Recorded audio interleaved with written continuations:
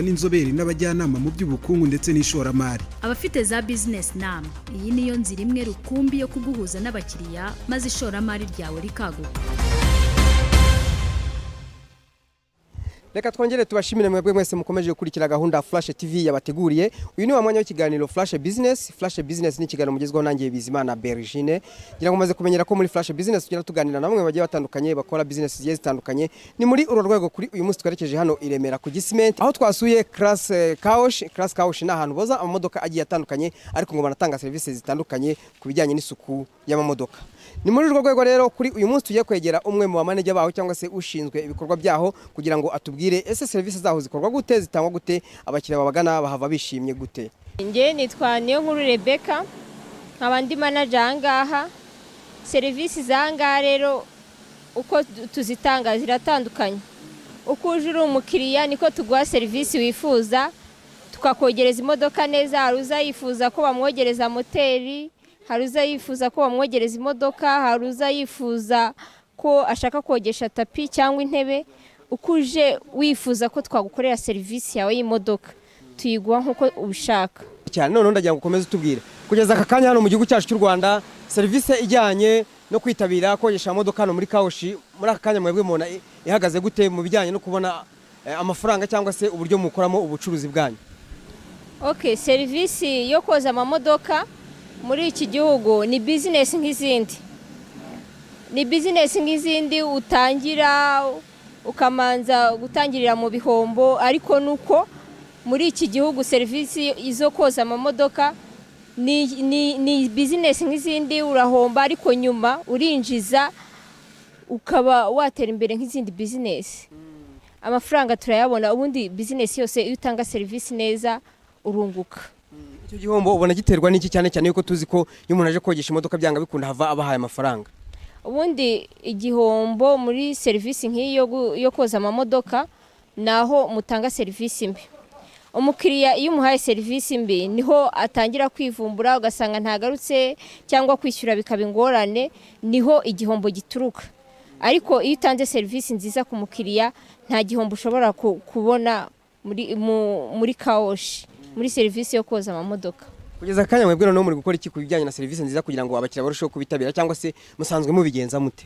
Twebwe service duha abakiriya bacu zitandukanye na service ahandi babaha, kuko kugira ngo ukurura abakiriya hari akantu ugomba kubakorera kugira ngo bave hahandi baze ahangaha. Urumva twebwe nk'umukiriya iyo yinjiye hari umuntu uba ugomba kumwakira, hari ahantu bicara.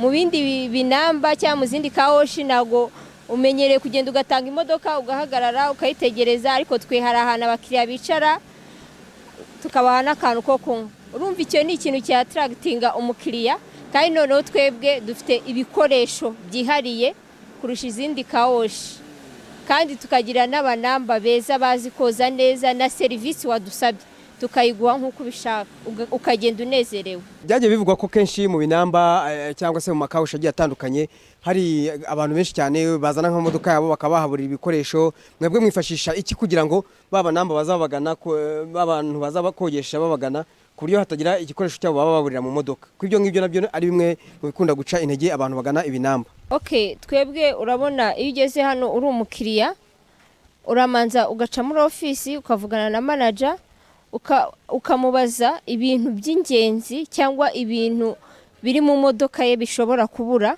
akabiguhereza. Hari ahantu tubibika muri stoke tukabibika, noneho iyo bamajije koza ya modoka urongera ukamenya bya bikoresho wakuye muri ya modoka ukongera ukabisubiza. Musibye ko dufite n'amakamera abidufashamo, ariko ubundi kamera ntago zareba mu modoka mimbere, ariko ubundi birimo imbere amafaranga ibintu nyine byakwibwa dufite ahantu tubikuramo tukabibika. Boss agihari umunamba asigarana imodoka yonyine nta kindi kintu kirimo. Ari uko wenda muzana izo kamera hari nk'imbogamizi mwajyaga muhura nazo hano muri iki kinamba cyanyu? Cyane imbogamizi zari nyinshi cyane, kuko hari igihe umukiriya yazaga akareklama ngo nabuze iki n'iki, naje wenda mfite urufunguzo rw'imodoka cyangwa naje imodoka yanjye ifite ipine rya reserve none naribuze. umunamba nawe akavuga ati ntaryo waje ufite ntaryo mfite pe byabaye imbogamizi nyinshi cyakaza akavuga ngo imodoka yanjye nayizanye ari nzima none mwayigongeyemo hano umunamba nawe akavuga ngo ntago yagongeyemo hano imodoka yawe wayizanye imeze gutya barayigonze ntiwabimenya umva ni ibintu byabaye inzitizi nyinshi pe nibwo gufata icyemezo cyo gushyiraho kamera nimba umukiriya aje akarekarama nk'icyo kibazo urumva nyine uhita umubwira ati ngwino tujye kuri kamera yajyaho akabona imodoka ye koko uko yinjiye uko yayitanze ngo bayoze icyo kibazo cyo kuyigonga cyari kiriho ahita tuza nawe bikamushimisha akavuga ati sori mumbabarire ntago nari nabibonye ko bangonze cyangwa ko bankoboye ku modoka. Dusubire kuri service nyizira mwagiye mukomozaho mu itangwa rya service ryanyu ahantu burya ari abantu benshi ntibabura uruntu cyangwa se mu batagira imyitwarire myiza mu bakozi banyu mwebwe mukoresha ubuhe buryo bujyanye na management y'abakozi banyu ku buryo barushaho gukora akazi neza bityo uje ubagana akaba yarushaho kubishimira. Twebwe rero ikintu dukoresha ahangaha ubundi iyo ahantu hakorera abantu benshi muba mufatanyiriza hamwe bisaba ngo mufatanyirize hamwe kandi mwese muce bugufi. Twebwe icyo dukora ikintu cyo kuganira cyane kandi tugafatanyiriza hamwe tukunga ubumwe tukumvikana. Urumva kuvuga ngo wenda ntihabura uruntu kubura abantu bagira amafuti cyangwa bakora nabi mu mikorere ariko twebwe icyo dukunda kuganira cyane gufata umwanya tukaganira uko dukorera hano twese nimba ro twabonye adakora neza tukamuganiriza ejo arikosora nimba hari ufite defo runaka wenda yo guha abakiriya serivisi nziza tumuganiriza rimwe kabiri gatatu iyo tubona ari umuntu udashoboka tumufatira imyanzuro. Tugaruke mu itangwa ry'akazi twabonye ko hari urubyiruko ruri kubakorera ahangaha nta agenda twigeze tubonamo mwebwe mukoresha iki cyangwa se n'uwe bukangurambaga mubona ari izimbogamizi cyangwa se impamvu iki nta bakobwa baza babagana kugira ngo mwe mwakorana nabo cyangwa ni mwebwe mutabashaka?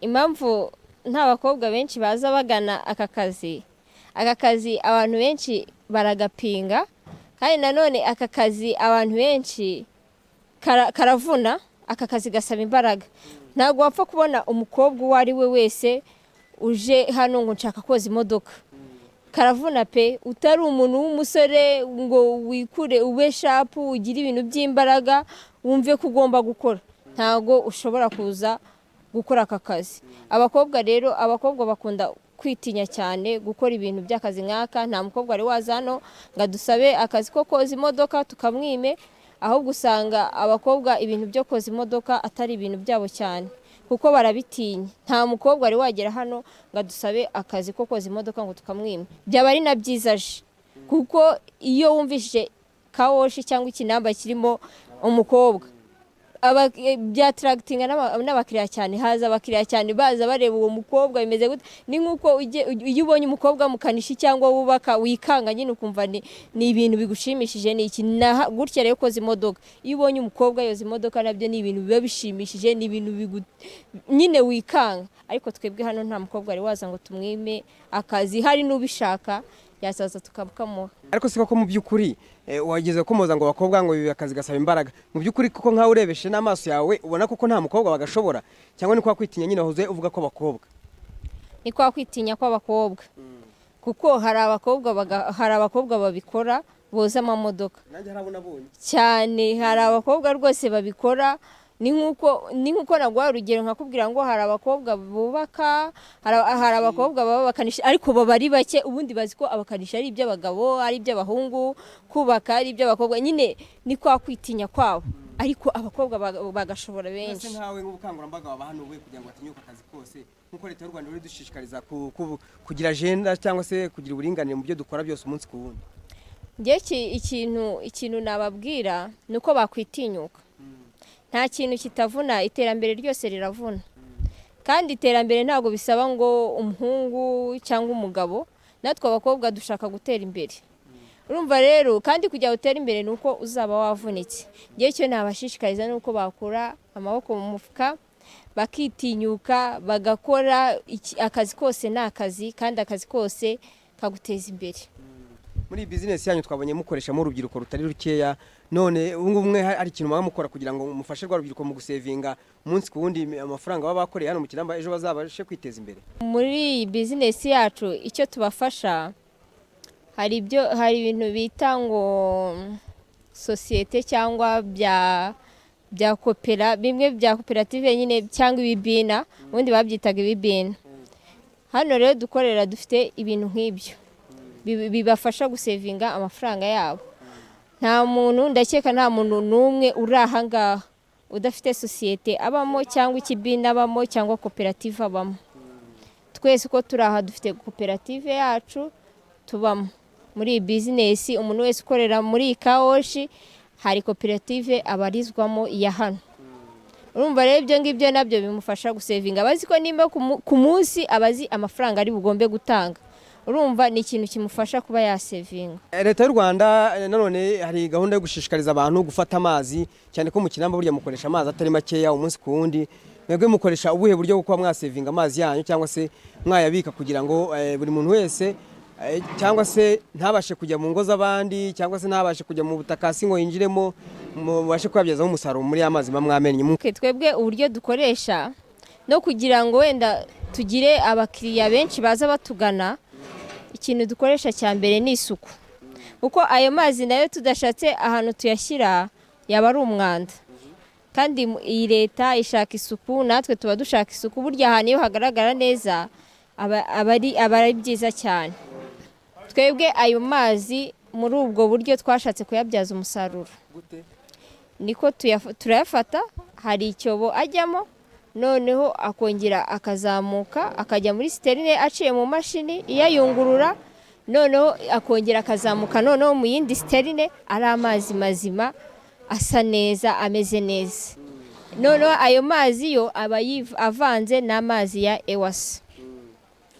Ubona nta tandukaniro, ubona ari amazi ameze neza nta kibazo kuko tuba twayakoreye isuku bihagije. Anyura ahantu hatatu, aca muri cya cyobo akazamuka akajya muri sterine iyayungurura, akongera akazamuka akajya mu yindi sterine iyasohora hanze. Hanyuma mubona hari wenda icyo byaba byongera ku bukungu bw'ikinamba cyanyu mu rwego rwo gusevinga ayo mazi?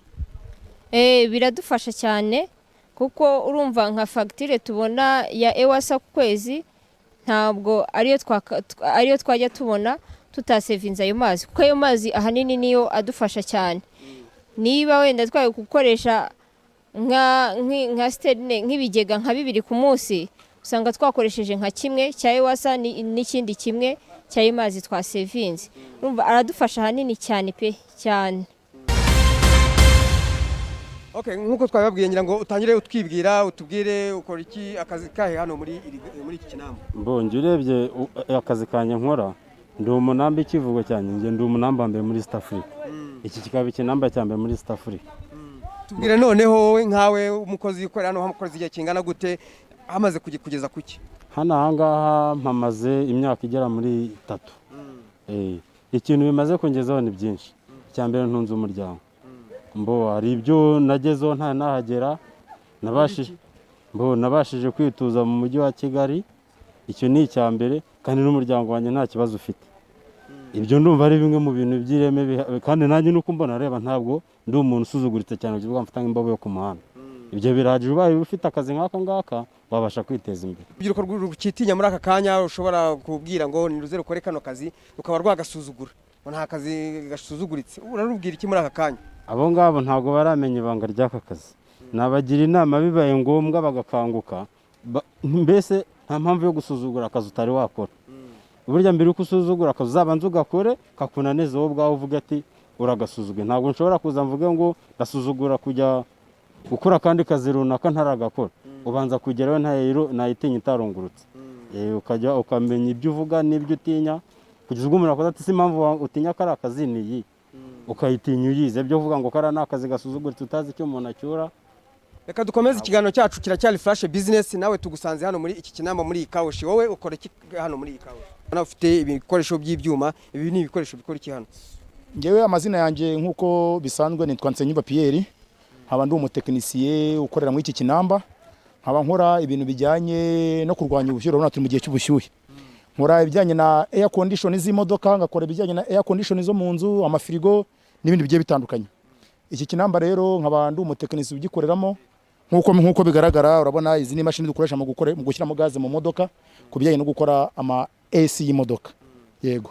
hanyuma se ubundi ubona ari izihe mbogamizi zo kuba imodoka yaba idafite AC cyangwa se ubukonje buza mu modoka?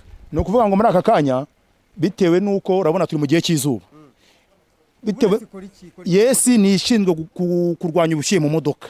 Mu gihe cy'izuba ushyiramo yesi, imodoka igakonja ku buryo ugenda mu modoka umva nta kibazo na kimwe cy'ubushyuhe ufite, ukaba wafunga ibirahure. Urabona nko muri iki gihe imodoka idafite yesi ntabwo wagenda udafunze ibirahure. Iyo udafunze ibirahure amavumbi yinjira mu modoka, ari byo bishobora gutera uburwayi bw'amagripe bitewe n'ibindi, cyane cyane nko muri gihe turimo kurwanya corona bisaba ko buri wese agenda yirinze. Icyo gihe iyo imodoka ifite yesi ufunga ibirahure byawe ukagenda nta kibazo na kimwe cy'ubushyuhe ufite. Yego. Ariko se abo mukorera buri n'abantu bameze gute mubwirwa n'iki imodoka zabo zapfuye n'abakiriya basanga bakavuga ko zapfuye bigenda gute? Ni ukuvuga ngo umukiriye we urumva iyo ufunze imodoka ari ibirahure byawe urimo ugenda byanze bikunze kuba kumenya ko klimatizeri yawe idakora wishyiramo ugasana n'umuntu ubushyuhe burimo bugusanga mu modoka imbere ibyuya bikaza ukaba utatwaramo umwana. Kuri izuba ntiwakira umwana cyangwa umudamu mu modoka ngo ufunge ibirahure izuba ntabwo yarikira, ariko imodoka ifite yesi yawe ugenda nta kibazo na kimwe ufite. Tugusanze hano muri iki kinamba, wowe ukorera iki? Turabona wambaye neza, ese waba uri umukiriya uri gukora iki hano? Koze mu igaraje nkora akazi ko koza imodoka, ariko nkabona abakiriya bagira imbogamizi nyinshi zo gukenera ibikoresho by'imodoka bakajya kubishaka kure, abandi bakabibura, abandi ntibamenye ko habaho ko umuntu ashobora guhindura amatapi y'imodoka cyangwa se nko kuzambika intebe akaba yagenda mu modoka yangiritse. Rero mbona ko ari byiza ko nabibegereza hafi kugira ngo imodoka zabo bashe kuzifata mu buryo bwiza, haba n'ibikoresho by'amasuku, amasabune yagenewe koza imodoka. Nk'iyo bakoresheje amasabune y'amawomo yangiza imodoka z'abakiriya kuko aba ari maside, ariko nkanjye mba mfite isabune nziza zagenewe koza imodoka bashobora gukoresha haba mu kinamba, haba bakeneye kuzikoresha mu ngo zabo, ibitambaro byo kogesha mu rugo, amayesime yo guhanagura izo modoka cyagihe umukiriya atakajije cyangwa se iyo yari afite yagize ikibazo tukaba twamuhindurira. N'ubwo buryo nkoramo. Ni ukuvuga ngo utangira kurangura wowe kwiteza imbere. Amafaranga yakuye he nyirizina? Amafaranga nakoze akazi k'ikinamba. Nkora akazi k'ikinamba ariko kuko nari narabaye no mu garaje z'imbogamizi nyinshi abakiriya bagenda bahura nazo bakeneye ibikoresho by'imodoka. Mbona ko mu mikorere yanjye nkwiye gufasha abakiriya muri ibyo bikoresho byombi, byaba ibyo bashaka gukenera mu magaraje cyangwa se ibyo bakenera by'isuku by'imodoka bakajya bibona hafi. Yego, n'ubwo buryo rero natangiye gukora ngenda niteganyiriza mu buryo bwo kugira ngo mbashe kugira ngo nzafasha abakiriya kuko bajyaga babidutuma rimwe na rimwe tukabibona bitugoye, rimwe na rimwe hakaba igihe bikeneye batashe kubibona kuko biri kure yabo. Turi ku nshuro 26 u Rwanda rwibohoye, ndagira ngo tuganire ku iterambere ry'umwari n'umutegarugori mu gihugu cyacu bijyanye no kubona mu kazi gakorwa hirya no hino mu gihugu cyacu. Ubu bibona gute muri aka kanya? Okay, muri aka kanya ngiye mbona kari ibintu byiza kandi bigaragara neza. Urumva nyine iyo bavuze kwibohora, umuntu iyo yibohora ahantu hose. Nimba wibohoye mu mutima, wibohora mu mikorere, nibyo bindi twavuga no kwitinyuka. Nimba wibohoye jya unitinyuka. Ngiye numva ari ibintu byiza cyane. Ubu ngubu muri aka kanya wowe ubona iterambere ry'umwari n'umutegarugori riri kuva hehe rigeze hehe? Ngewe icyo mbona ubu ngubu ni ibintu bishimishije cyane kubona umwari n'umutegarugori basigaye batera imbere ku buryo bushimishije pe, kuko hari imirimo batakoraga ariko ubu ngubu bari kugenda bitinyuka barimo gukora. Urumva nabo icyo kintu cyo kwibohora cyaje kuri bo, basigaye baribohoye bakumva bitinyutse ko buri kintu cyose bagomba kugikora. Umwari rero n'umutegarugori pe birashimishije kuba nabo hari imirimo batinyutse gukora, kuba batakitinya, kuba basigaye bibona mu yandi masosiyete.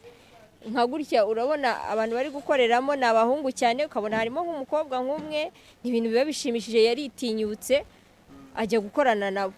Ni ibintu bishimishije cyane rero. Hari abadamu, hari abana n'abategarugori badukurikiye muri aka kanya bakitinya, nka bose bavuga bakitinya. Hari n'abari kurangiza amashuri muri aka kanya, ava mu ishuri atekereza ko agiye kubona akazi ko mu mabiro, kandi hanze hari imirimo igiye itandukanye no mu rwego rwo kubashishikariza wenda kwihangira umurimo. Abo ngabo ni icyo bababwira muri aka kanya? Icyo navuga kuri abo bantu ni uko bakwitinyuka, ikindi bagakura amaboko mu mufuka, kandi ukumva ko muri iyi viziyo tugezemo icyo wize ntabwo ari cyo ukora. kandi ntago muri iyi viziyo tugezemo ibyo wize ari byo bigutunga cyangwa wenda ubuzima wanyuzemo ari bwo bugutunga. Muri iki gihe ushaka ikintu cyaguteza imbere. Nimba wumva ko wize mate fizike cyangwa wize ushaka kuba umuganga ariko wiva mu ishuri uvuga ngo nge nzaba umuganga, va mu ishuri nubona ubwo buganga budakunze uze, nubona hari abari gutanga akazi ko koza imodoka kandi ukabona wabishobora ugende, nta n'icyakunanira, ibintu byose ni ishuri. Ugende wige koza iyo modoka nawe uyoze, nimba ari n'ubwo buganga hari igihe kizagera uve kuri kwa koza imodoka ugende ube wa muganga, kuko n'ubundi ntago umuntu atangira yoza imodoka ngo abisaziremo, ahubwo ikintu cy'ubushomeri nicyo tudashaka. Umuntu niyitinyuke muri icyo gihe ategereje ubwo buganga, ntago azava mu ishuri ngo ahite akora ubwo buganga, ahubwo mu gihe atari yabona ubwo buganga cyangwa ubwo budogiteri ashaka, nashake akandi kazi. Imirimo y'amaboko irahari myinshi, agende abashakisha, ntago n'ubundi ubwo buganga cyangwa ubwo budogiteri buzamusanga mu rugo. Ngewe icyo nababwira rero nuko bareka ibintu byo kwikompurika, bagakura amaboko mu mufuka, bagakora bakagira umuhate wo gukora kandi ntibacike intege. Wigeze kutubwira ngo hari nk'abari n'abategarugori bakeneye kuza hano mu kinamba cyanyu kuba bakora uyu murimo, babagana bakaza mwabakira. Ese ubundi babasanga hehe? Mwakwakira abameze bate? Twe ntago twakira abantu turebeye ku masura cyangwa ku gihagararo. Ahantu badusanga hano ku Gisimenti i Remera. Wenda ikintu mvuga ngo tubasaba, twebwe hano ikintu tukwaka ni ibikuranga, ibyangombwa byawe, nta kindi kintu tugusaba. Hano turoza tukanigisha. Niba uje ukatubwira ngo ni ubwa mbere ngiye kubikoraho koza imodoka, hari icyiciro tugushyiramo. Hari icyiciro cy'abantu biga, hakaba n'icyiciro cy'abantu bazi koza imodoka. Ubwije utubwira ko ari ubwa mbere, tugushyira muri ba bantu biga. Iyo umajije kubimenya tugushyira mu bantu boza imodoka. Niyo uje utubwira ko n'ubundi wari usanzwe umenyereye koza ibintu by'imodoka, nabwo dufite ahantu tugushyira mu cyiciro cy'abantu boza imodoka.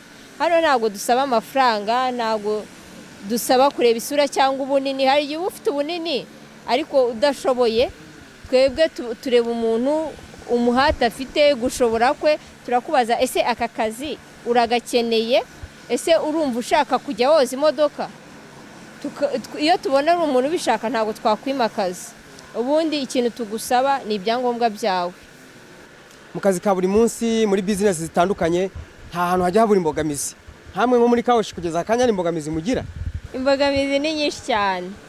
Urabona nka company cyane ndivugaho nkanjye, nko kuyobora abasore nk'aba cyangwa abantu benshi nk'aba ngaba, nta kuntu utahura n'imbogamizi, kuko bose ntabwo ariko baba bahuje imico, baba bararerewe ahantu hatandukanye, baba bafite n'ukuntu bateye mu mitima yabo. Ariko ngewe ikintu nakubwiye tugitangira, ikintu cyo kuyobora bisaba guca bugufi, bisaba kutigira umuntu urenze, ugasa nk'uwisanisha nabo kandi ukabaha umwanya wo kuganira nabo ukumva ikibarimo.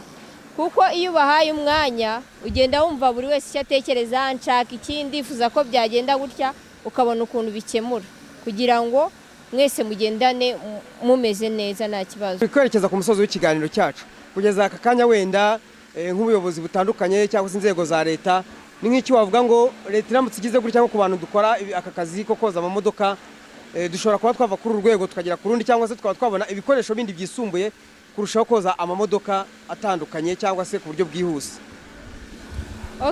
Iyo umuntu atangira bizinesi ya kawoshi, ni bizinesi nk'izindi. Urumva uko utangiye kawoshi, hari ibintu bavuga ngo bogesha amamashini, ngo koza moteri, ngo n'umwuka n'amazi. Iyo ni tape yindi mugenda mugeraho, ntabwo muyiheraho. Mutangira mwoza ari amazi n'isabune gusa n'abanamba. Uko mugenda mutera imbere niko mugura izo mashini. Ndakeka wabyiboneye ahangaha. Dufite imashini zoza imodoka, dufite imashini zoza moteri, dufite n'imashini z'umutsi intebe. Ibyo ni ibintu twagiye tugeraho nyuma, kuko dutangira ntabyo twari dufite. n'ubu ngubu tuba dufite icyizere yuko bizageraho noneho tuzajya twogesha imashini gusa, umunamba ari uwo guhanagura nk'imodoka gusa, nabyo bikavaho noneho ari imashini zikora, ari imashini yoza igahanagura, nta munamba ukora ku modoka. Imbogamizi zijyanye n'ubukungu bwacu, usibye wenda muri iki gihe cya korona nibwo twahuye n'imbogamizi, ariko ubundi nta mbogamizi twari dufite. Ibijyanye n'imisoro, buriya no kugira ngo ukore neza nuko ukora utihishahisha ngo wabona ba bantu ba Rwanda Revenue ukajya kwihisha ngo imisoro n'iki. Erega nayo ibikenewe muri iki gihugu, kuko ni ibintu byinshi dusabwa abana bacu amashuri bigiramo, nuko ari iyo misoro tuba twatanze ntitukihare twenyine. Rero n'impamvu ushaka gutera imbere, reka n'igihugu cyawe gitera imbere, kuko n'ubundi igihugu cyawe cyateye imbere cyangwa kikagira n'amahoro, nawe ni gutera imbere. Ntabwo watera imbere ngo igihugu kireke gutera imbere. Twebwe rero nta mbogamizi dufite. Imbogamizi twahuye nazo muri iki gihe cya korona, usanga nyine ngo ni ugushyiramo ngo intera, abakiriya bamwe baza bikandagira kubera bamwe batakijya no ku kazi, ubona abakiriya baragabanyutse, ariko ubundi nta mbogamizi twari dufite kijyanye n'ubukungu bwacu. Reka tubashimire mwebwe mwese mwabanye natwe muri kiganiro Flash Business. Ni kiganiro magezweho nanjye Bizimana Bergine, mwiyumviye itangwa rya service mu makawushi, uburyo riba rimeze n'uburyo rikorwamo. Reka tubashimire kandi dukomeze tubararikire gukurikira ikiganiro Flash TV yabateguriye. Ikiganiro cyacu nakagaruka, bye bye, mugire ibihe byiza. Flash Business ni ikiganiro kibumbatiye amakuru y'ubukungu, kiraguhuza n'inzobere n'abajyanama mu by'ubukungu ndetse n'ishoramari. Abafite za business nama, iyi niyo nzira imwe rukumbi yo kuguhuza n'abakiriya maze ishoramari ryawe rikaguka.